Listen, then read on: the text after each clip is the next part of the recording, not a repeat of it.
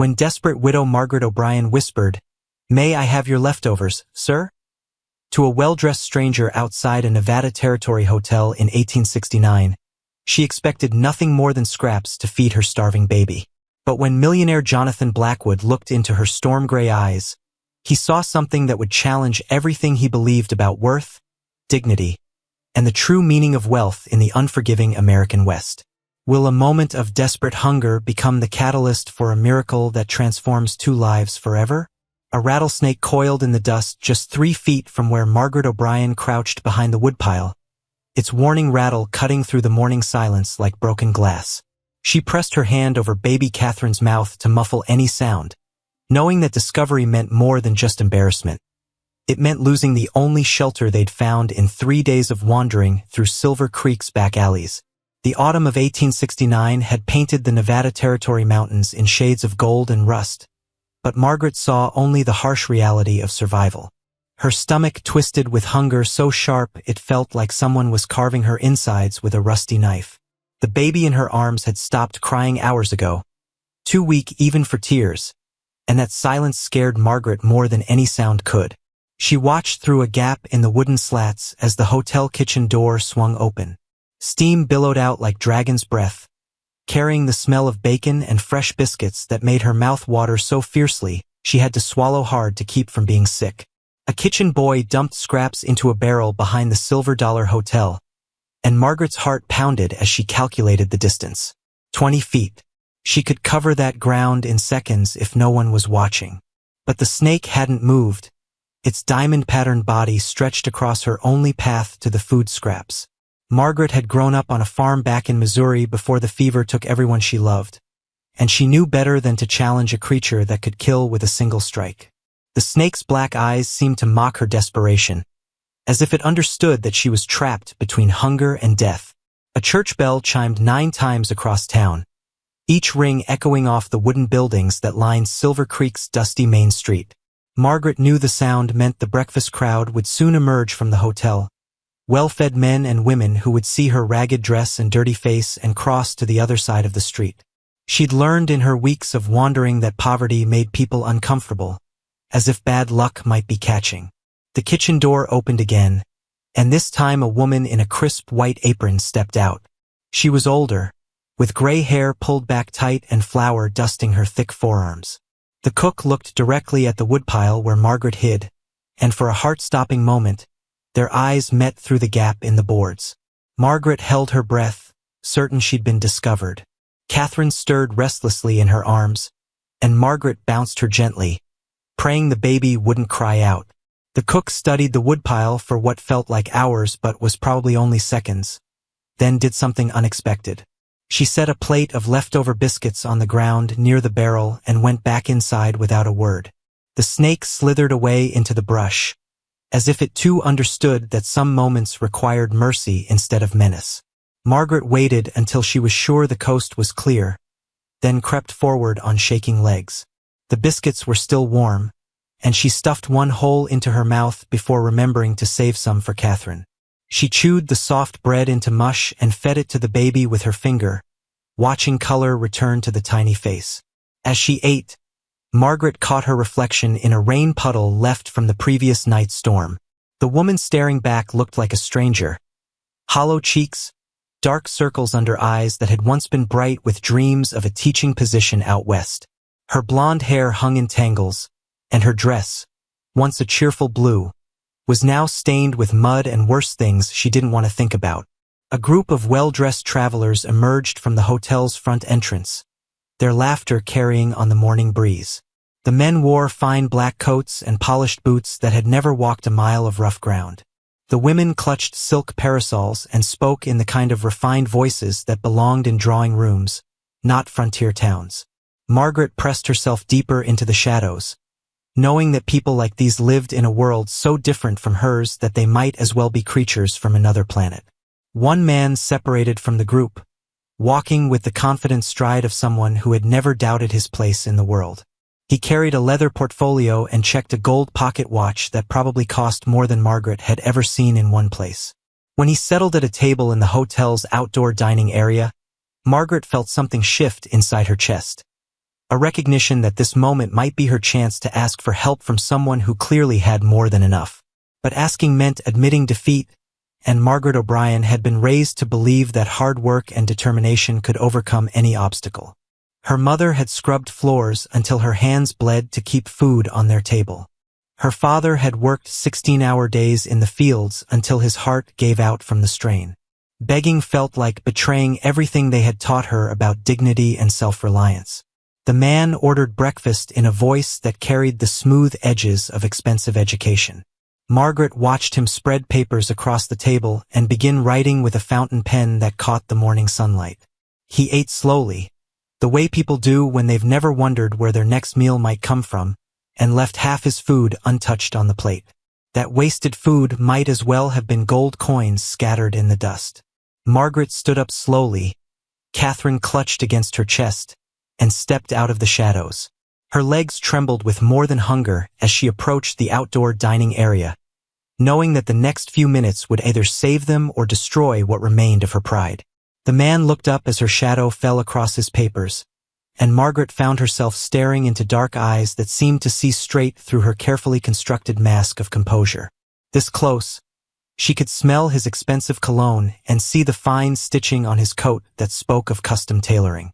Everything about him screamed wealth and privilege, while everything about her whispered desperation and defeat. Margaret opened her mouth to speak, then closed it again, the words sticking in her throat like thorns. How did a woman who had once taught school children and dreamed of making a difference in the world ask a stranger for table scraps? How did she explain that she had fallen so far that pride was a luxury she could no longer afford? The baby stirred in her arms, letting out a weak cry that seemed to echo across the empty space between her old life and this moment of reckoning. "May I have your leftovers, sir?" The words tumbled out of Margaret's mouth like water bursting through a broken dam, desperate and unstoppable. The gentleman's dark eyes widened in surprise, his fountain pen freezing halfway through a signature. Around them, the morning bustle of Silver Creek continued. Horses clip-clopping down the main street, shopkeepers sweeping their front steps, children racing toward the schoolhouse with lunch pails clanging. But in the small circle of the hotel's outdoor dining area, time seemed to stop completely.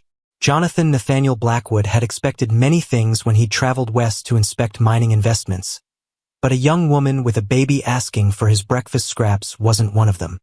He set down his pen with careful precision, buying himself time to process what he was seeing. The woman standing beside his table wore a dress that had once been fine quality, though now it hung loose on her thin frame.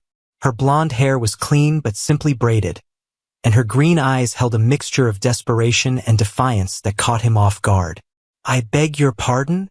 Jonathan's Boston accent sounded foreign in the high desert air, each carefully pronounced syllable marking him as clearly as if he wore a sign declaring his wealth. Margaret's cheeks burned red, but she didn't step away from the table. "Your breakfast, sir, if you're finished with it." She shifted the bundle in her arms, and Jonathan glimpsed a tiny face, pale as winter moonlight. "For my daughter. She's hungry." The baby chose that moment to let out a thin wail that seemed to pierce straight through Jonathan's chest. He'd heard crying children before, of course, but this sound was different. Weaker, more desperate. The cry of a child whose body was running out of strength to protest its circumstances. "When did you last eat?" The question escaped before Jonathan could consider whether it was appropriate to ask such a personal thing of a stranger. Margaret's chin lifted in a gesture that spoke of pride worn thin but not yet broken. "That's not your concern, sir. I'm not asking for charity." Her voice carried the faint trace of Missouri hills, softened by education but hardened by recent trials. "Just what you won't finish." Jonathan studied the remains of his meal with new eyes. The thick slices of ham, the eggs cooked exactly how he'd requested, the fresh bread still warm from the hotel's kitchen. It was more food than this woman had probably seen in days, and he'd barely touched half of it. Back in Boston, he might leave such a breakfast without a second thought, knowing another would appear at the ring of a bell. But this wasn't Boston, and the woman standing before him wasn't asking for money or favors. She was asking for food he was about to abandon, and there was something about her careful phrasing, "what you won't finish," that suggested she'd thought long and hard about how to make this request without sacrificing every last shred of her dignity. "Please sit down," Jonathan said, gesturing to the empty chair across from him. Margaret glanced around the dining area, noting how the other guests had begun to stare. A woman dining alone with a strange man, especially a woman in her circumstances, would set tongues wagging faster than a telegraph could carry news. "I shouldn't," she said, but her legs were shaking so badly she wasn't sure she could remain standing much longer.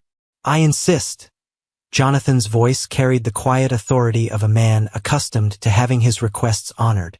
"You're clearly exhausted, and the baby needs tending." Against her better judgment, Margaret sank into the offered chair. The relief of sitting down was so intense it nearly brought tears to her eyes.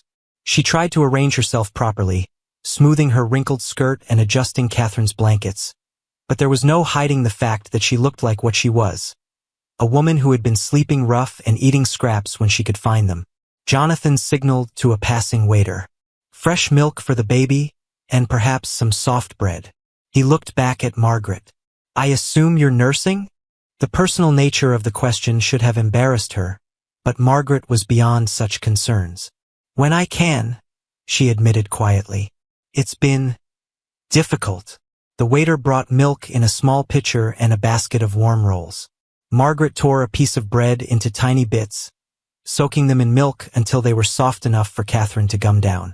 The baby ate eagerly, tiny hands grasping at the food with desperate hunger that made Jonathan's chest tight with an emotion he couldn't name. While Catherine fed, Margaret allowed herself to eat with more restraint, taking small bites of the eggs and ham Jonathan pushed toward her. Each mouthful seemed to bring color back to her pale cheeks, and Jonathan found himself watching her transformation with fascination. This was a woman who had clearly known better times, educated and refined despite her current circumstances. "You're not from Silver Creek," Jonathan observed, noting the way she held her fork and the careful way she dabbed her mouth with the napkin. "Missouri originally," Margaret replied between careful bites. "My husband and I came west after." She paused, and Jonathan saw grief flicker across her features like shadow across water. "After we lost our farm to debt. He heard there were opportunities here, jobs for those willing to work hard. And now," Margaret's laugh held no humor, "now I'm discovering that opportunity has conditions most people don't mention. A woman alone with a baby isn't exactly what employers have in mind when they post notices for workers." Thunder rumbled in the distance, and both of them looked up at clouds gathering over the mountains. The morning sunshine was giving way to the kind of gray sky that promised serious weather, the kind that could turn Silver Creek's dusty streets into rivers of mud. "Where are you staying?" Jonathan asked, though he suspected he already knew the answer. Margaret's silence confirmed his suspicions. She finished feeding Catherine and wrapped the baby more tightly in her thin blanket, preparing to face whatever came next. "Thank you for the food," she said formally, starting to rise from her chair. "You've been very kind." But Jonathan wasn't ready to let her disappear back into the maze of alleys and abandoned buildings where desperate people tried to make homes out of nothing. Something about this woman, her dignity in the face of degradation, her fierce protectiveness of her child, the intelligence that sparkled in her eyes despite her circumstances, had awakened something in him that had been sleeping for far too long. "Wait," he said, and the word carried more weight than either of them expected. Lightning split the Nevada sky like a giant's whip crack, and Margaret clutched Catherine closer as the first fat raindrops splattered against the hotel's wooden porch. Within seconds, the gentle autumn shower transformed into a furious downpour that sent other diners scrambling for the safety of indoor tables. Jonathan watched Margaret's thin shawl darken with moisture, noting how she instinctively curved her body around the baby to protect Catherine from the driving rain. Her lips had taken on a bluish tint that spoke of more than just cold. This was the pallor of someone whose body had been pushed to its limits and beyond. "You can't stay out here," Jonathan said, raising his voice above the storm's roar. "The baby will catch her death." Margaret pressed her back against the hotel's log wall, trying to find shelter in the narrow overhang. But the wind drove the rain sideways, soaking through her worn boots and making her skirt cling to her legs like ice-cold hands. "We'll manage," she replied through chattering teeth, though even she could hear how unconvincing the words sounded. The hotel's other guests had long since fled indoors, leaving only Jonathan and Margaret on the covered porch. Through the amber-lit windows, they could see well-dressed travelers dining on roasted beef and apple pie, their faces glowing with warmth and satisfaction. The contrast between that comfortable scene and Margaret's desperate situation struck Jonathan like a physical blow. A particularly violent gust of wind sent a spray of rainwater across the porch, and Catherine began to cry. Not the weak mewling she'd made earlier, but the lusty wail of a baby whose discomfort had overcome her exhaustion. Margaret bounced her frantically, but her own shivering made it impossible to provide the steady comfort the child needed. "This is ridiculous," Jonathan muttered, making a decision that surprised even him. "There's a room upstairs. Nothing improper about it. Just somewhere dry and warm." Margaret's green eyes flashed with something between gratitude and terror. She'd learned in her weeks of desperation that kindness from strangers often came with strings attached, and a wealthy man offering shelter to a defenseless woman usually meant only one thing. "I won't be anyone's kept woman," she said firmly, despite the way her voice shook with cold. "I'm not suggesting anything of the sort," Jonathan replied, and something in his tone convinced her he was telling the truth. "I'm suggesting that letting a baby freeze to death on a hotel porch would be unconscionable, and any man who would take advantage of such circumstances would be lower than a snake." Thunder crashed overhead so loudly that it seemed to shake the very foundation of the building. Margaret looked down at Catherine, whose tiny face was now red with crying and cold, and felt her resolve crumble like a dam in a flash flood.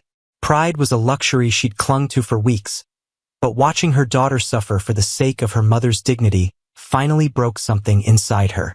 "All right," she whispered, the words barely audible above the storm. Jonathan led them through the hotel's warmly lit lobby, past curious stares from guests, who clearly wondered what a well-dressed gentleman was doing with a bedraggled woman and crying baby.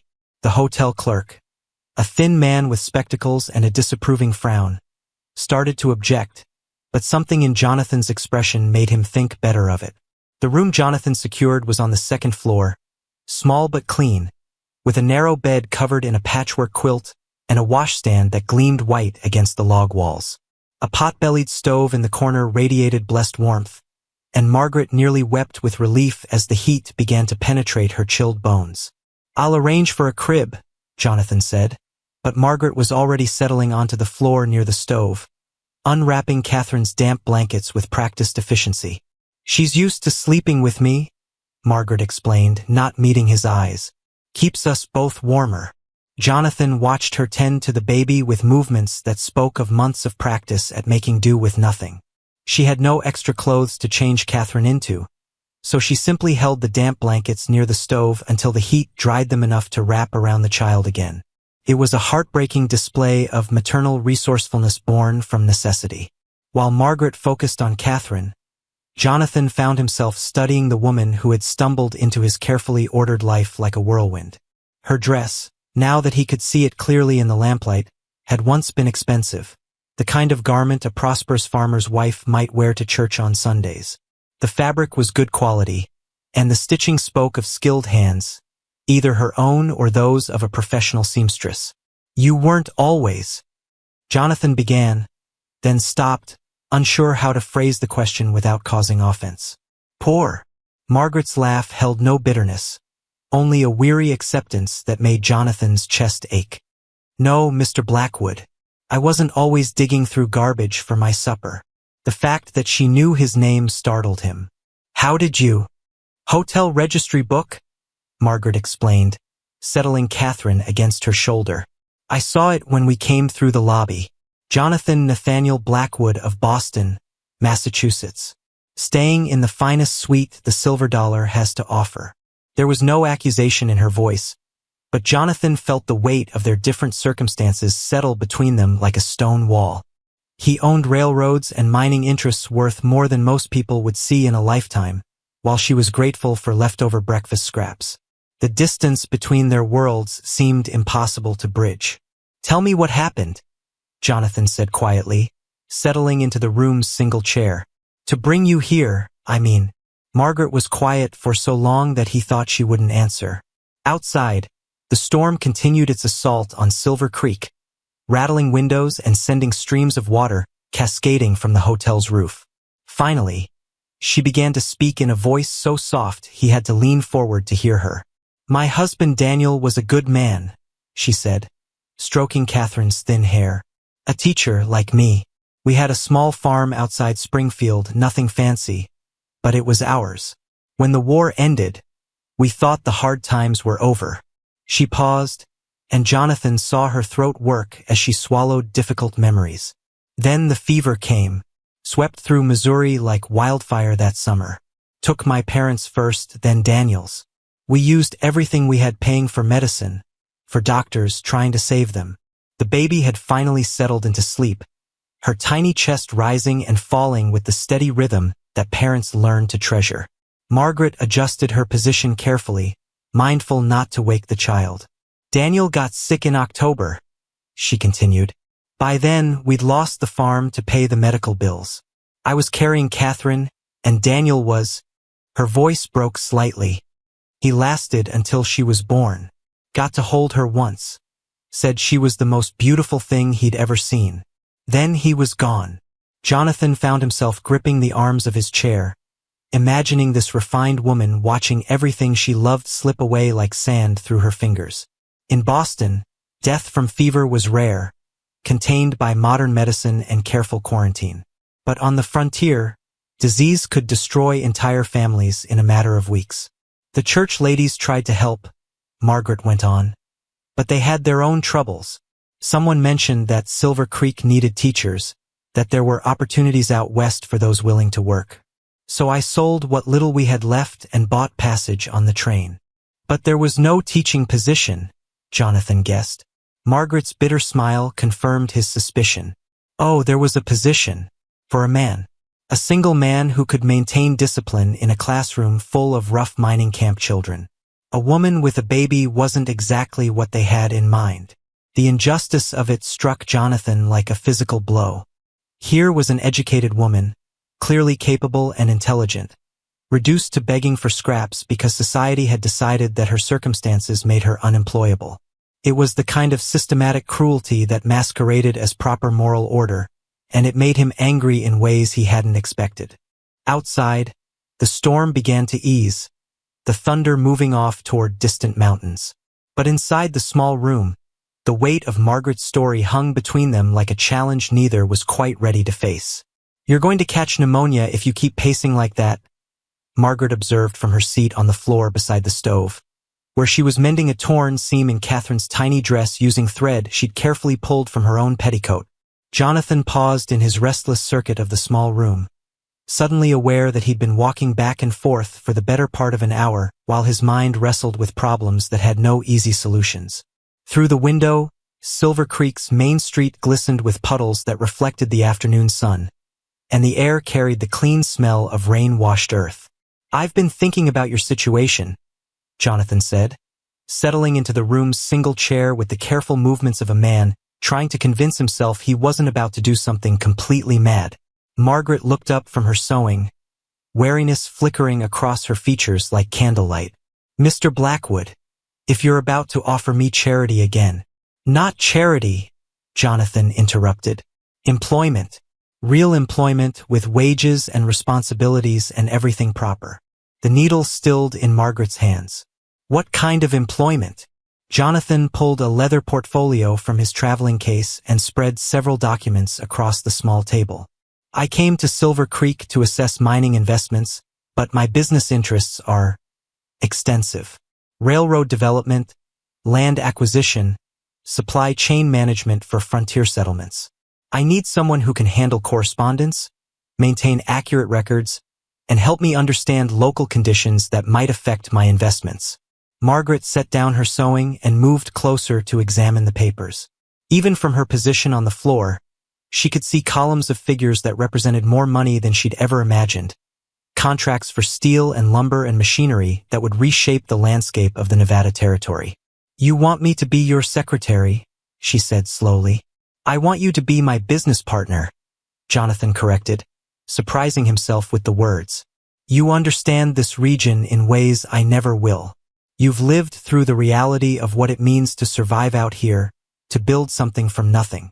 That perspective is worth more than all the investment reports my Boston associates could provide. Catherine stirred in her makeshift bed near the stove, making the soft murmuring sounds babies make when they're dreaming. Margaret moved to check on her, using the moment to process what Jonathan was offering. Partnership with a millionaire wasn't something she'd ever imagined. But then again, nothing about her life had followed the path she'd expected. What would people say? Margaret asked, voicing the concern that had been nagging at her since Jonathan first showed her kindness. A single woman working closely with an unmarried man? The scandal would destroy both our reputations. Jonathan had considered this problem as well, and his solution was characteristically direct. Then we won't be unmarried, he said quietly. The words hung in the air between them like smoke from a gun, impossible to take back once spoken. Margaret stared at him, searching his face for signs of jest or deception, but finding only the steady resolve of a man who had made a decision and intended to see it through. Are you proposing to me? Margaret's voice came out as barely more than a whisper. I'm proposing a partnership that would benefit us both, Jonathan replied carefully. You need security and independence. I need someone who understands the realities of frontier life and can help me make sound investment decisions. Marriage would provide the social legitimacy necessary for us to work together without scandal. It was the most businesslike marriage proposal in the history of romance, and Margaret found herself both impressed and slightly hurt by its practical nature. There was no declaration of love, no pretty speeches about destiny or divine providence, just a logical arrangement between two people who could help each other survive in a world that seemed determined to grind them down. And Catherine? Margaret asked, glancing toward her sleeping daughter. Would become my daughter in every way that matters, Jonathan answered without hesitation. I may not know much about children, but I'm willing to learn. A knock at the door interrupted their conversation, followed by the voice of the hotel clerk. Mr. Blackwood? There's a gentleman downstairs asking for you. Says it's urgent business. Jonathan frowned, checking his pocket watch. He wasn't expecting any visitors, and urgent business usually meant problems with his investments. Tell him I'll be down shortly, he called back, then turned to Margaret. I'm sorry, I have to handle this, but think about what I've said. Margaret nodded, still reeling from the conversation's unexpected turn. I will. Jonathan gathered his papers and headed for the door, then paused with his hand on the knob. Margaret, whatever you decide, you and Catherine are welcome to stay here as long as you need. No conditions, no expectations. I just want you to be safe.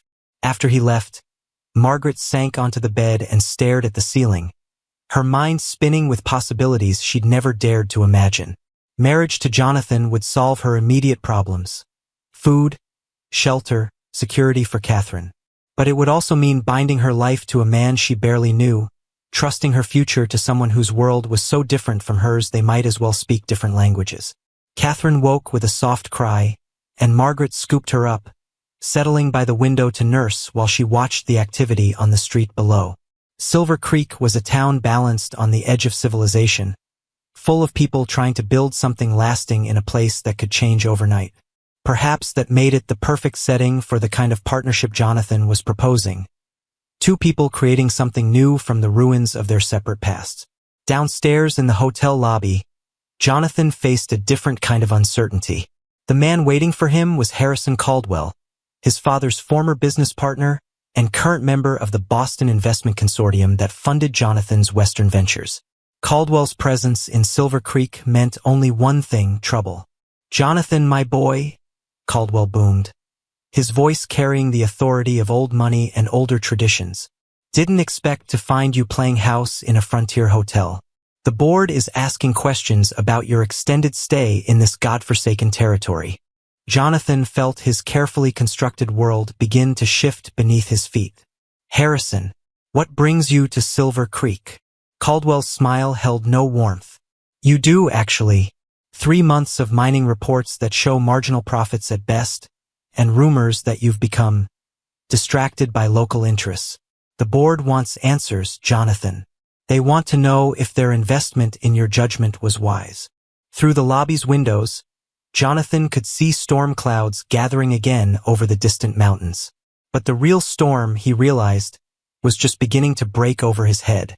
The telegram crinkled like autumn leaves in Harrison Caldwell's thick fingers as he read its contents aloud in the hotel lobby, each word falling like hammer blows on Jonathan's carefully constructed plans. Board meeting scheduled November 15th. Your immediate return required to address concerns regarding investment decisions and personal conduct. Failure to appear will result in removal from all positions. Jonathan felt the blood drain from his face as the implications hit him like a runaway stagecoach. November 15th was only 2 weeks away. Barely enough time to travel back to Boston, let alone resolve the complicated situation he'd created in Silver Creek. Around them, the hotel lobby buzzed with the usual frontier activity, but Jonathan felt as if he were standing in the eye of a hurricane, watching his world spin apart. Personal conduct? Jonathan repeated, his voice carefully controlled. What exactly are they implying, Harrison? Caldwell folded the telegram with deliberate precision, his gray eyes never leaving Jonathan's face. They're implying that a man who disappears into the wilderness for months on end, sending back reports about questionable mining ventures while apparently living in sin with some frontier woman, might not have the judgment necessary to manage family investments worth more than most people see in 10 lifetimes. The accusation hung in the air like gun smoke, and Jonathan felt his temper flare in ways it hadn't since his school days. I'm not living in sin with anyone, he said through gritted teeth. Mrs. O'Brien is a respectable widow who has been assisting me with business matters. Ah yes, the mysterious Mrs. O'Brien. Caldwell's smile held all the warmth of a snake preparing to strike. Widowed, destitute, traveling with an infant child. How very convenient for a man looking for companionship in the wilderness. Jonathan's hands clenched into fists at his sides, and for a moment he seriously considered striking a man 20 years his senior. The fact that Caldwell had somehow learned details about Margaret's situation meant he'd been asking questions around town, spreading poison that could destroy her reputation along with Jonathan's. Choose your next words very carefully, Harrison, Jonathan warned, his voice carrying a dangerous edge that made the older man step back slightly. But before Caldwell could respond, a commotion erupted near the hotel's front entrance. The door burst open with such force that it banged against the wall, and 3 rough-looking men stumbled inside, their clothes dusty from hard riding and their faces grim with purpose. The leader, a scarred man with a deputy's badge pinned crookedly to his vest, scanned the lobby until his eyes fixed on Jonathan. You Jonathan Blackwood? The deputy demanded, his hand resting casually on the butt of his revolver. I am, Jonathan replied warily, wondering what fresh disaster was about to crash down on his head. Got a warrant here for the arrest of one Margaret O'Brien, the deputy announced, pulling a folded paper from his shirt pocket. Fraud, theft, and abandonment of legal obligations. She's wanted back in Missouri for questioning. The words hit Jonathan like a physical blow. Around the lobby, conversations stopped as guests turned to stare at the unfolding drama. Even Caldwell looked genuinely surprised, though Jonathan caught a flicker of satisfaction in the older man's eyes that suggested this development might not be entirely unwelcome. There must be some mistake, Jonathan said, though his mind was already racing through the implications. Mrs. O'Brien is a respectable woman who— Mrs. O'Brien is a fugitive from justice, the deputy interrupted. Got word she was traveling with a baby. Matches the description we received from Springfield. Now where is she? Jonathan's throat felt dry as dust. Margaret was upstairs in his room, probably still deciding whether to accept his marriage proposal. Completely unaware that armed men were hunting her for crimes he couldn't even imagine her committing. The irony was bitter. He'd offered her marriage to provide legitimacy and protection, only to discover she might need protection from the law itself. I demand to see that warrant, Jonathan said, stalling for time while his mind raced through options that all seemed to lead to disaster. The deputy handed over the document with obvious reluctance. and Jonathan scanned its contents with growing disbelief. According to the charges, Margaret had stolen money from the Springfield Ladies' Aid Society, forged documents to secure train passage under false pretenses, and abandoned legal debts totaling more than $300. "This is preposterous," Jonathan said, though doubt was already creeping into his voice like poison ivy. How well did he really know Margaret O'Brien? She'd appeared in his life like a ghost, desperate and mysterious, with a story that tugged at his heartstrings but few details that could be verified. What if her tale of tragic loss was just another performance, designed to ensnare a wealthy man's sympathy? "Law's the law," the deputy replied with a shrug. "Now, you going to tell us where she is? Or do we need to search this place room by room?" Caldwell stepped forward with the smooth confidence of a man accustomed to managing difficult situations. "Gentlemen, perhaps we can resolve this matter quietly. Mr. Blackwood here is a prominent Boston investor, and I'm sure he had no idea he was harboring a criminal. If you could give us a moment to locate the woman." The suggestion made Jonathan's skin crawl, but he also recognized the wisdom in buying time. If Margaret was truly innocent, and every instinct he possessed insisted she must be, then she deserved a chance to explain before being dragged away in chains. If she was guilty, well, that was a possibility he wasn't ready to consider. 10 minutes, the deputy agreed grudgingly. "Then we tear this place apart." As the lawmen settled into chairs near the lobby entrance to wait, Jonathan felt the walls of his carefully ordered world closing in around him. Upstairs, Margaret was probably still nursing Catherine by the window, trusting that the man who'd offered her partnership and protection could actually deliver on his promises. But how could he protect her from charges that might be legitimate? How could he risk his entire future on a woman he'd known for less than a day? Caldwell placed a heavy hand on Jonathan's shoulder, his voice dropping to a confidential whisper. "This is your chance, my boy. Cut ties with this woman now, come back to Boston where you belong, and we can put this whole unfortunate episode behind us. The board will understand that you were deceived by a clever criminal." The older man's words made perfect sense from a business perspective. Margaret's arrest would solve Jonathan's immediate problems with the board, while freeing him from entanglements that could destroy his reputation. All he had to do was step aside and let justice take its course. But as Jonathan stared at the warrant in his hands, he found himself thinking not about business logic or social expectations, but about the way Margaret had held her daughter during the storm, protecting Catherine with her own body even when she was too weak to protect herself. He thought about her quiet dignity when asking for table scraps, her fierce pride even in desperation, her intelligent observations about frontier economics that had impressed him more than any Harvard-educated consultant ever had. The clock on the lobby wall ticked toward their deadline with relentless precision, each second bringing them closer to a moment when Jonathan would have to choose between the safe path that led back to his old life and the dangerous road that led toward an uncertain future with a woman who might be everything she seemed, or nothing at all. Margaret was humming softly to Catherine when the footsteps thundered up the hotel stairs, too heavy and too fast to belong to Jonathan returning from his business meeting. She pressed her ear to the door and heard hushed voices in the hallway, multiple men discussing room numbers and search procedures in the clipped tones of law enforcement. Her blood turned to ice water as she recognized the words warrant and arrest filtering through the thin wooden walls. Without fully understanding why, Margaret knew they were coming for her, and every survival instinct she'd developed during her weeks on the frontier screamed at her to run. Moving with the silent efficiency of desperation, Margaret gathered Catherine's few belongings and wrapped the baby tightly in her warmest blanket. The window overlooked a steep drop to the alley behind the hotel, but there was a narrow ledge that connected to the roof of the adjacent building. It was the kind of escape route that would have been impossible to attempt in her former life as a respectable teacher's wife, but desperation had taught her capabilities she'd never known she possessed. The voices in the hallway grew closer, and Margaret heard Jonathan's distinctive Boston accent mixed with rougher frontier voices. She couldn't make out the words, but the tension in the conversation was unmistakable.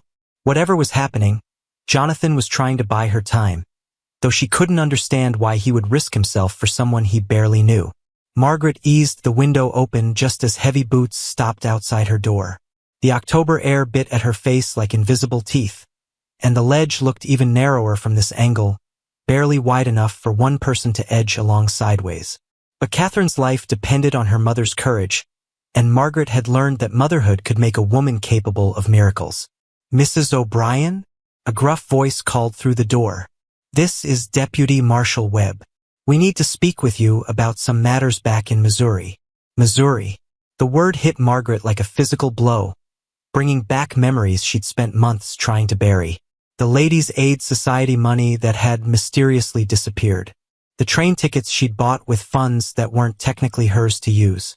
The debts she'd left behind when grief and desperation drove her westward. She hadn't stolen anything. The money had been given to her by Mrs. Henderson as payment for nursing the woman's sick children through scarlet fever. But she'd taken it without waiting for the society's formal approval, and she'd used false papers to secure passage when her real identity was connected to too many unpaid bills.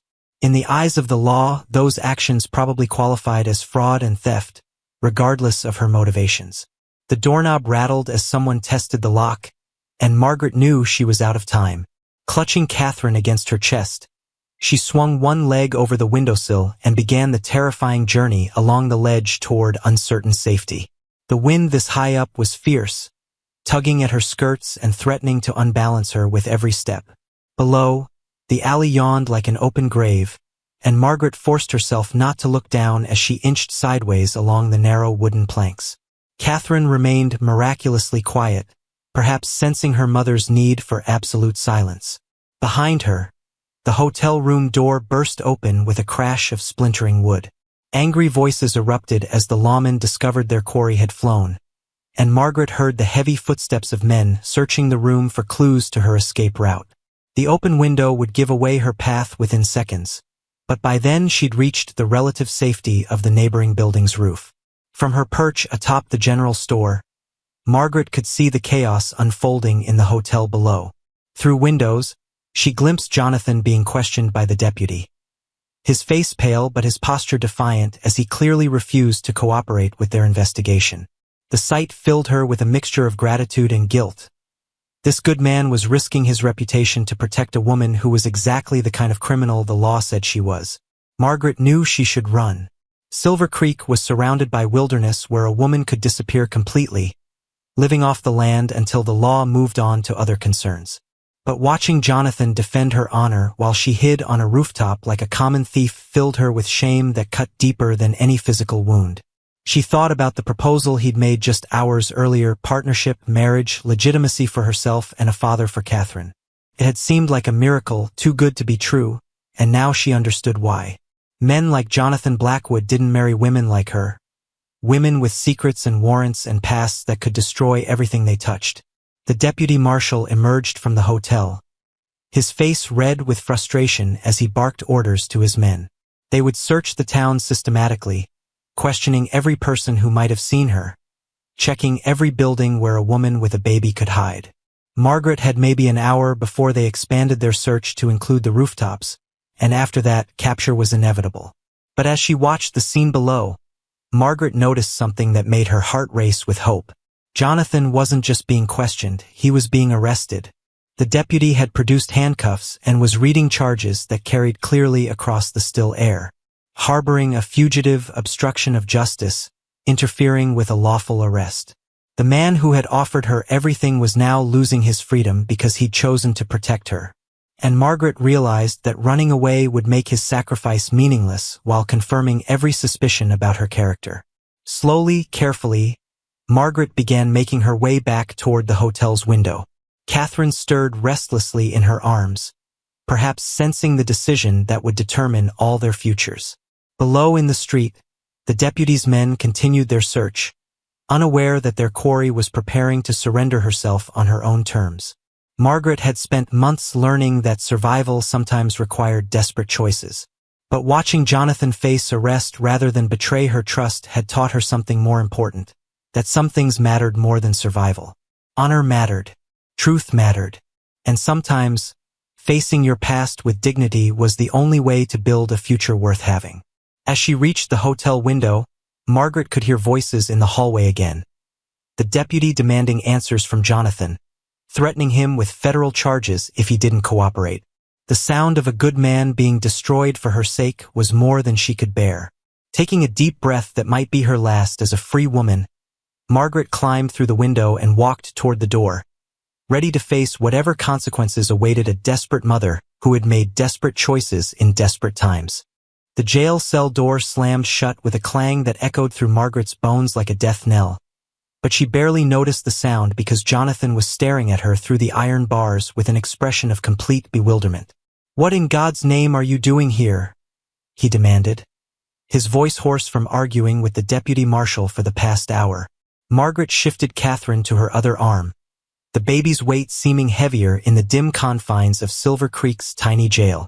"I couldn't let you face charges for protecting me," she said simply, settling onto the narrow wooden bench that served as the cell's only furniture.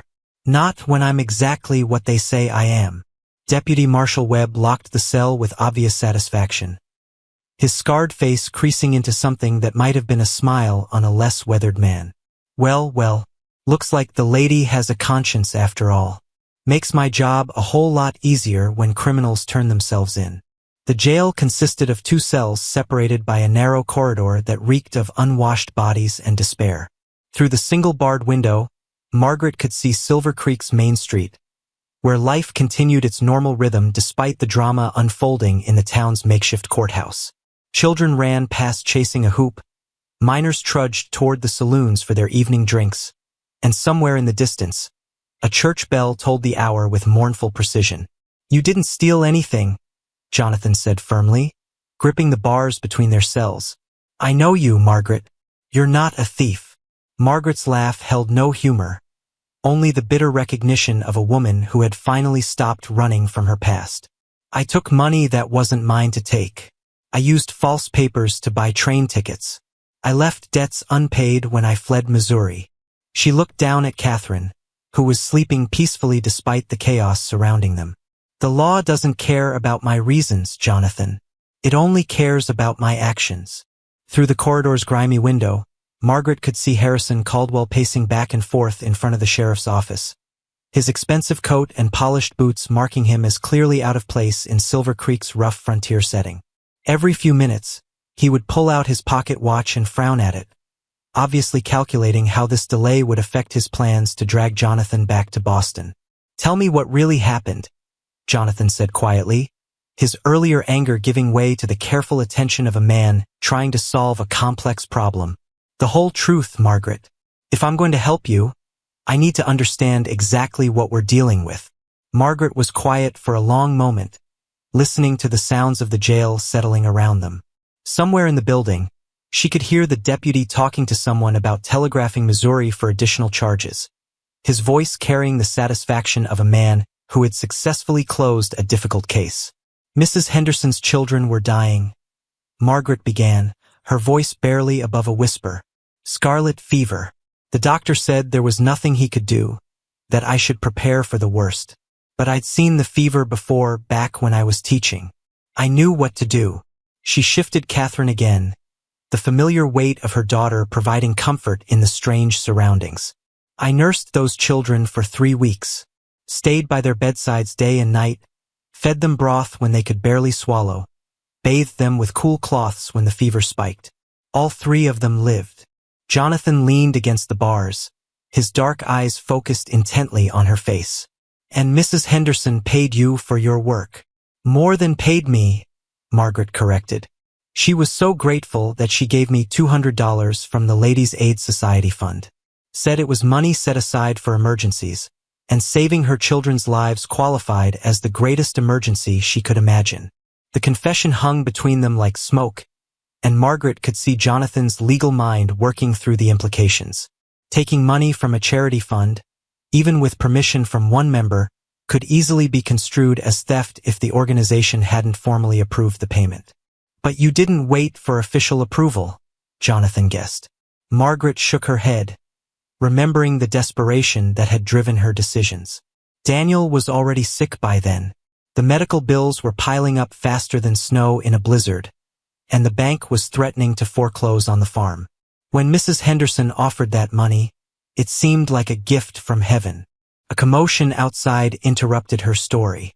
Through the window, Margaret could see a crowd gathering in the street, their voices rising in animated discussion. The jail's front door opened with a bang, and Deputy Webb entered with two men Margaret recognized from her brief time in Silver Creek, the hotel clerk and the general store owner. "These gentlemen have some interesting things to say about your lady friend," Webb announced to Jonathan with obvious pleasure. "Seems she's been asking a lot of questions around town. Questions about mining claims and railroad investments and who might be interested in buying up property on the cheap." Margaret felt the blood drain from her face as she realized how her innocent inquiries must have appeared to suspicious frontier minds. She'd been trying to help Jonathan understand local economic conditions, but to others, her questions might have seemed like the work of a confidence artist gathering information for some elaborate swindle. "That's ridiculous," Jonathan protested, but Margaret could see doubt creeping into his expression. How well did he really know her? They'd met just days ago under circumstances that could easily have been manufactured by a clever criminal looking to exploit a wealthy man's sympathy. The hotel clerk, a thin man with nervous hands, stepped forward with obvious reluctance. "She had me show her the registry book, Mr. Blackwood. Ask specifically about your room, your length of stay, your business in Silver Creek. And she paid for the information with a gold coin that looked mighty old and valuable for a woman claiming to be destitute." Margaret's heart sank as she realized how damning the evidence must sound. The gold coin had been her grandmother's wedding ring, sold to a jeweler for traveling money, but explaining that would only make her story sound more elaborate and desperate. "You see," Webb said with satisfaction. "Classic confidence game. Woman targets wealthy Mark, manufactures a sob story to gain his sympathy, then works her way into his confidence to learn about his business interests. Probably planned to clean him out and disappear before anyone was the wiser." Jonathan's face had gone pale, and Margaret could see him reassessing every moment of their brief relationship through this new lens of suspicion. Had her story been too perfectly calculated to tug at his heartstrings? Had her apparent intelligence about business matters been just a little too convenient? Had she played him for a fool from the very beginning? "It wasn't like that," Margaret said desperately. But even to her own ears, the protest sounded weak and rehearsed. "Jonathan, you have to believe me. Everything I told you was true." But as she watched doubt cloud his features, Margaret realized that the truth had become irrelevant. The evidence against her was circumstantial but convincing, and her own past actions had created a pattern that seemed to confirm every suspicion about her character. She was trapped not just by iron bars, but by the weight of choices that had seemed necessary at the time but now appeared calculating and criminal.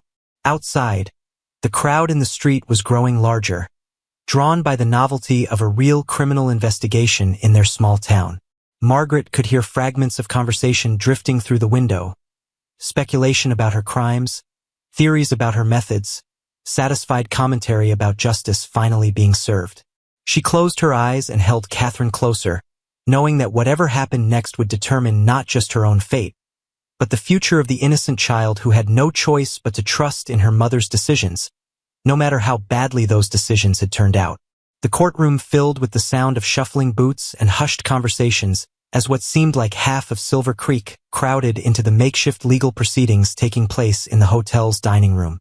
Judge Samuel Morrison, a weathered man who traveled the circuit bringing frontier justice to remote settlements, sat behind a table that still bore water stains from the previous night's dinner service. Margaret stood between two deputies, Catherine sleeping peacefully in her arms despite the chaos surrounding them. She'd spent the night in jail listening to Jonathan pace in the adjacent cell, his footsteps marking time like a clock counting down to disaster. Now, in the harsh light of morning, she faced the possibility of years in prison while her daughter grew up in an orphanage. "Mrs. Margaret O'Brien," Judge Morrison's voice carried the authority of decades spent pronouncing judgment on frontier lawbreakers. "You stand accused of theft, fraud, and abandonment of legal obligations. How do you plead?" Margaret opened her mouth to speak, then hesitated as she caught sight of a familiar face in the crowded room. Mrs. Henderson sat in the front row, her gray hair neatly braided and her traveling dress dusty from hard riding. The woman's presence hit Margaret like a physical blow. Her former employer had traveled hundreds of miles to testify against her, to confirm the charges that would destroy any hope of freedom. Guilty, Margaret said quietly, the word falling like a stone into still water. A murmur rippled through the courtroom, and Judge Morrison raised his hand for silence. Mrs. O'Brien, I want to be certain you understand the charges against you. You're admitting to stealing money from a charitable organization. Margaret lifted her chin, meeting the judge's stern gaze with what remained of her dignity. I took money that wasn't formally approved by the organization's board. I used false papers to secure transportation. I left Missouri with unpaid debts. She paused, then added, but I saved 3 children's lives with that money, and I'd do it again. The courtroom erupted in surprised conversation, but Margaret's attention was fixed on Mrs. Henderson, who had risen from her seat with an expression of shock and indignation that seemed directed not at Margaret, but at the proceedings themselves. Your Honor, Mrs. Henderson called out, her voice cutting through the noise like a knife through butter. I demand the right to testify on behalf of this woman. Judge Morrison frowned, clearly unprepared for such an interruption. Ma'am, this is highly irregular. If you wish to testify, you'll need to wait your turn and— I will not wait, Mrs. Henderson declared, marching forward with the determination of a woman who had buried 2 husbands and raised 6 children on the frontier. This entire proceeding is based on lies and misunderstandings, and I won't sit quietly while an innocent woman is railroaded by men who don't know the first thing about what really happened. Deputy Webb stepped forward with obvious annoyance. Your Honor, this woman is here to confirm the charges against the defendant. She's the one who reported the theft in the first place. Mrs. Henderson's laugh was sharp as broken glass. I most certainly did not report any theft, you fool. I came here to testify that Margaret O'Brien is the finest woman I've ever known, and that every penny she took was given to her with my blessing and gratitude. The words hit the courtroom like thunder, and Margaret felt her knees go weak with shock. She stared at Mrs. Henderson, unable to process what she was hearing. But the warrant, the charges, were filed by my brother-in-law after I refused to marry him, Mrs. Henderson announced, her voice carrying clearly to every corner of the silent room. Harold Simmons has been trying to get his hands on my late husband's property for years, and when I turned down his proposal, he decided to punish me by going after the woman he blamed for filling my head with independent ideas. Judge Morrison leaned forward, his weathered face creased with concentration. Are you saying these charges are false? I'm saying they're vindictive lies told by a bitter man who can't stand the thought of a woman making her own decisions, Mrs. Henderson replied firmly. Margaret O'Brien nursed my 3 children through scarlet fever when every doctor in Springfield said they would die. She worked day and night for weeks, asking for nothing in return. When I insisted on paying her from my emergency fund, she tried to refuse the money. Margaret felt the world spinning around her as the truth finally emerged. Harold Simmons, Mrs. Henderson's brother-in-law, who had been pressuring her to remarry so he could control her deceased husband's property. She remembered the man's angry visits during the children's illness, his loud complaints about the money being wasted on medical care, his obvious resentment of Margaret's influence over his sister-in-law's decisions. Furthermore, Mrs. Henderson continued, pulling a folded document from her reticule, I have here a letter from the Ladies' Aid Society Board, written after I explained the circumstances of Margaret's payment. They not only approved the emergency disbursement, they voted to name her an honorary member in recognition of her service to our community. The deputy marshal's face had gone red with embarrassment and anger. This is all very touching, but we still have charges of fraud and filed by a man who has no legal standing to represent either the Ladies' Aid Society or my family's interests. Mrs. Henderson interrupted smoothly. I've brought my attorney from Springfield to explain the finer points of law to anyone who cares to listen. As if summoned by her words, a dignified man in a black suit stepped forward from the crowd. Margaret recognized him as Jefferson Whitmore, one of Springfield's most respected lawyers, and a man whose reputation for honesty was legendary throughout Missouri. Your Honor, Whitmore said formally, I represent Mrs. Henderson and the Ladies' Aid Society of Springfield. The charges against Mrs. O'Brien were filed without proper authority and are completely without merit. My clients are prepared to provide sworn testimony that every action taken by the defendant was not only legal, but commendable. Judge Morrison sat back in his chair, his expression shifting from stern authority to puzzled frustration. Mr. Webb, what exactly is going on here? If these charges were filed improperly, the deputy marshal looked like a man who had just watched his career crumble into dust. Your Honor, we received official complaints through proper channels. If there was some kind of mistake,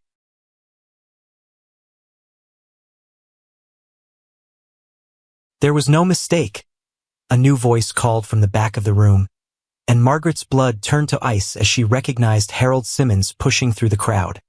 He was a large man with the kind of bluster that came from bullying people smaller and weaker than himself, and his face was twisted with rage at seeing his carefully laid plans falling apart. Margaret O'Brien is a thief and a homewrecker, Simmons declared loudly. She poisoned my sister-in-law's mind against her family, convinced her to waste money on charity cases, and then fled like the criminal she is when honest folks started asking questions. The accusation hung in the air like smoke from a gun, and Margaret realized that even if the legal charges were dropped, the damage to her reputation might be irreparable. But as she looked around the crowded room, she saw something unexpected in the faces of Silver Creek's residents. Not judgment or condemnation, but growing anger at a man who would use the law to persecute a woman for the crime of showing compassion. And in the front row, Jonathan Blackwood sat with his fists clenched and his dark eyes blazing with a fury that promised Harold Simmons had made a very dangerous enemy.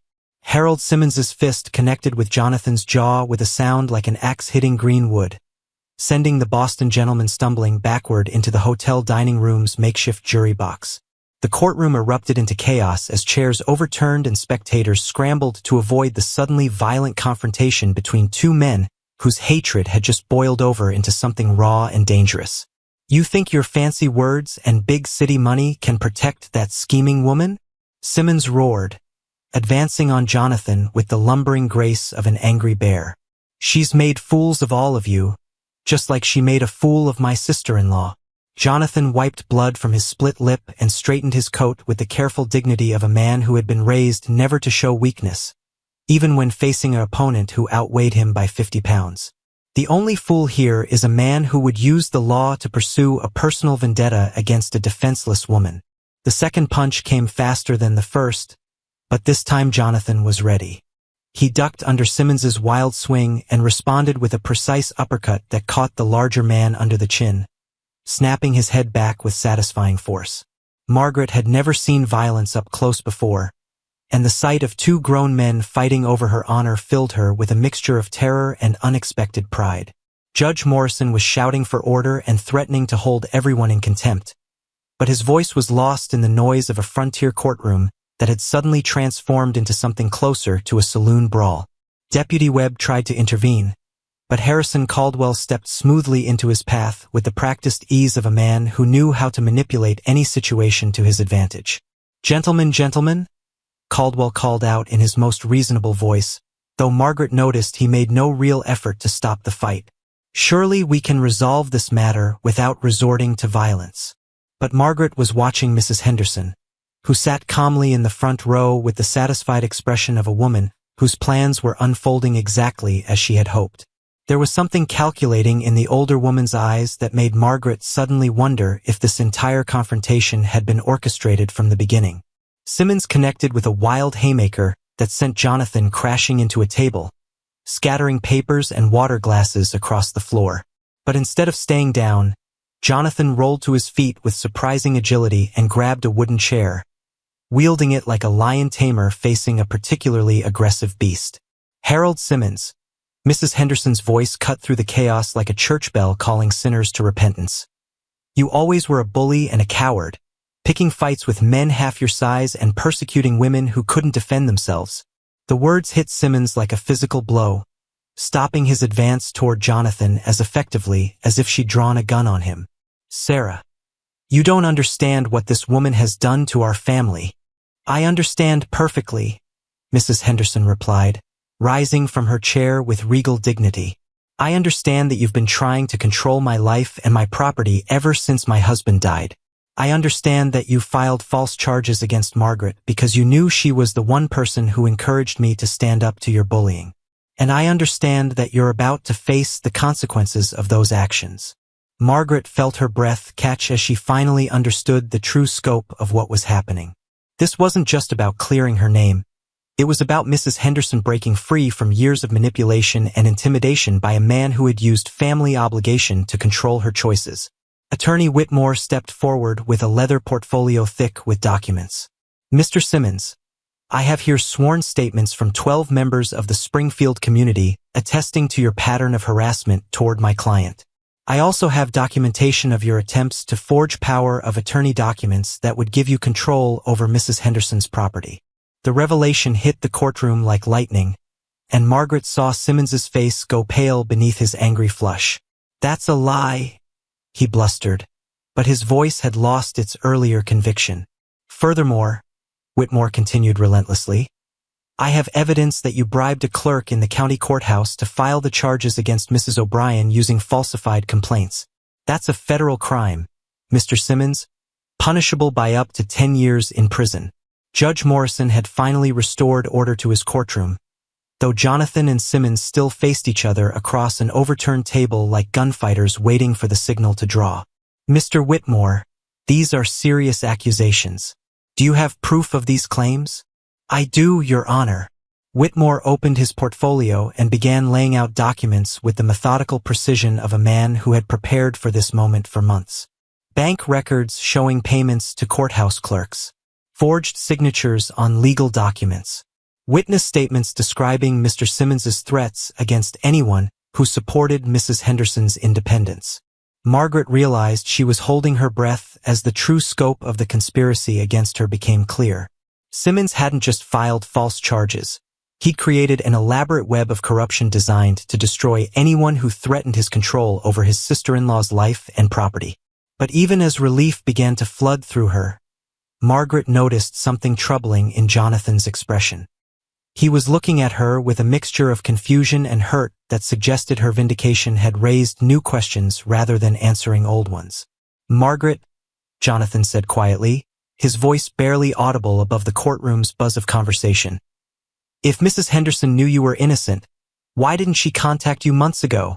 Why let you suffer all this time? The question hung in the air like smoke, and Margaret felt a chill that had nothing to do with the October weather. Mrs. Henderson's eyes met hers across the crowded room, and in that moment, Margaret saw something that made her stomach drop like a stone thrown into deep water. Because, Mrs. Henderson said with quiet satisfaction, I needed Margaret to be far enough away from Springfield to be safe when I finally made my move against Harold, and I needed her to be in exactly the right place to meet exactly the right person. Margaret felt the world tilt beneath her feet as she realized that her months of suffering, her desperate journey west, even her encounter with Jonathan, none of it had been accidental. She had been a pawn in a game whose rules she was only now beginning to understand. You planned this? Margaret whispered, the words barely audible. All of it. Mrs. Henderson's smile was gentle but implacable. My dear girl, sometimes the only way to save someone is to let them save themselves. And sometimes, the best way to bring good people together is to put them in circumstances where they can recognize each other's true worth. The courtroom had gone silent, everyone straining to hear this quiet conversation that seemed to hold the key to understanding everything that had happened. Even Judge Morrison leaned forward, his weathered face creased with fascination at this unexpected turn in an already bizarre case. Margaret looked at Jonathan, seeing her own confusion reflected in his dark eyes. They had found each other in what seemed like chance encounter born of desperation and kindness. But if that meeting had been orchestrated by someone else's design, what did that mean for the feelings they had discovered? What did it mean for the future they had tentatively begun to imagine together? And in the back of the courtroom, Harrison Caldwell watched the proceedings with the calculating expression of a man who was already planning how to use this new information to his own advantage.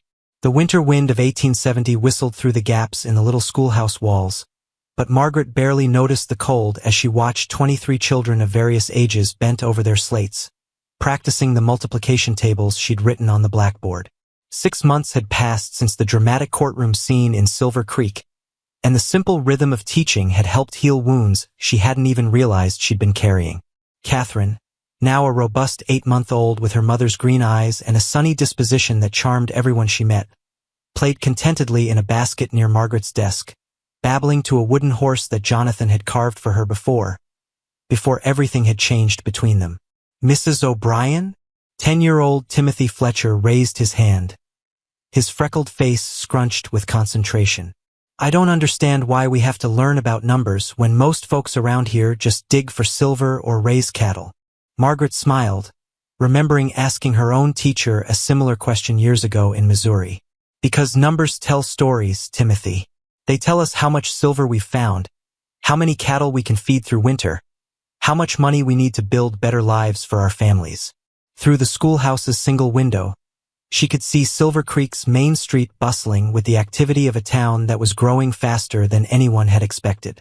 The silver mine was producing well, bringing prosperity that attracted new families almost weekly.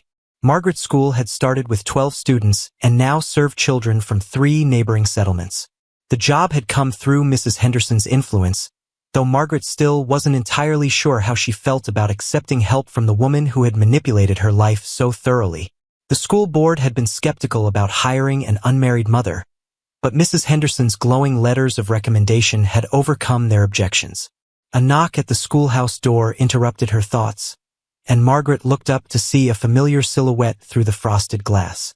Her heart performed the same uncomfortable skip it had been doing for months whenever she glimpsed Jonathan around town, though their encounters had become increasingly rare and stiffly polite. "Children, please continue with your arithmetic," Margaret said, smoothing her skirt as she moved to answer the door. "I'll be right back." Jonathan stood on the schoolhouse steps, his expensive coat dusted with snow and his breath forming white clouds in the crisp air. He looked thinner than she remembered, and there were new lines around his eyes that spoke of sleepless nights and difficult decisions. "Jonathan," Margaret said quietly, stepping outside and pulling the door closed behind her. "This is unexpected. I'm leaving Silver Creek," he said without preamble, his voice carefully neutral. "My business here is finished, and there are obligations in Boston that require my attention." Margaret had known this moment would come eventually, but hearing the words still felt like a physical blow. "When?" "Tomorrow morning. The eastbound stage." He paused, studying her face with the intensity that had always made her feel as if he could see straight through to her soul. "I wanted to say goodbye properly, and to give you this." He held out a thick envelope sealed with red wax, and Margaret recognized the expensive paper and formal presentation of legal documents. Her hands trembled slightly as she accepted it, wondering what final complication was about to enter her life. "What is it?" "Deed to the schoolhouse and the land it sits on," Jonathan replied, "along with enough money to ensure your salary for the next 5 years, regardless of what the school board decides." Margaret stared at the envelope as if it contained a snake. "I can't accept this. It's too much, and after everything that happened." "After everything that happened, you deserve security," Jonathan interrupted. "You and Catherine both. This isn't charity, Margaret. It's justice." The words hung between them like a challenge, heavy with all the things they'd never quite said to each other. Margaret wanted to ask why he was really leaving, whether it had anything to do with Harrison Caldwell's threats or his family's demands. She wanted to tell him that she'd spent 6 months replaying their brief time together, wondering if the connection she'd felt had been real or just the product of desperate circumstances. But the careful distance in his expression warned her that such questions would not be welcome.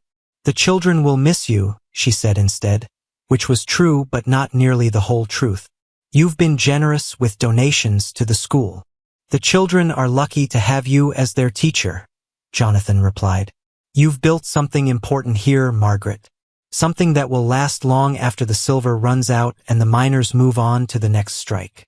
Through the schoolhouse window, Margaret could see her students starting to fidget, their attention wandering from their arithmetic to the drama unfolding outside. She knew she should go back inside, maintain the professional distance that was expected of an unmarried schoolteacher. But part of her wanted to grab Jonathan's coat and demand answers to questions that had been haunting her for months. "Jonathan," she began, then stopped, unsure how to voice the confusion that had been eating at her since the trial. "Do you think, if we had met under different circumstances, without all the deception and manipulation, do you think we might have?"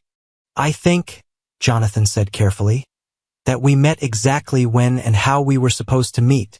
And I think that sometimes the most important connections in our lives come through the most unexpected paths." It wasn't quite an answer, but it was close enough to one that Margaret felt some of the tension she'd been carrying begin to ease. Whatever had passed between them, whether it was genuine feeling or circumstantial emotion, it had led them both to discoveries about themselves that might not have happened any other way. "Will you write?" she asked, then immediately felt foolish for the question. "I mean, to let us know you're well." Jonathan's smile was the first genuine expression she'd seen from him in months. "I'd like that, and perhaps you could send word about the school's progress.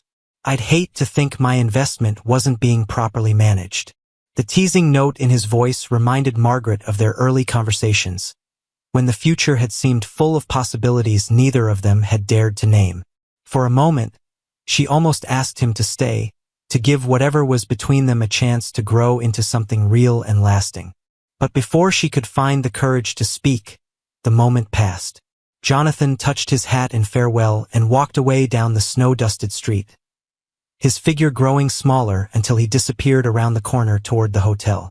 Margaret stood on the schoolhouse steps for a long moment, watching the place where he'd vanished and listening to the sounds of Silver Creek going about its daily business. Inside, Catherine began to fuss, and her students were probably wondering where their teacher had gone. She looked down at the envelope in her hands, feeling its weight and understanding that it represented more than just financial security. It was Jonathan's way of saying that he believed in her ability to build a life worth living, regardless of whether that life included him. Taking a deep breath of the crisp mountain air, Margaret tucked the envelope into her apron pocket and went back inside to teach her students about the power of numbers to tell the stories of their lives.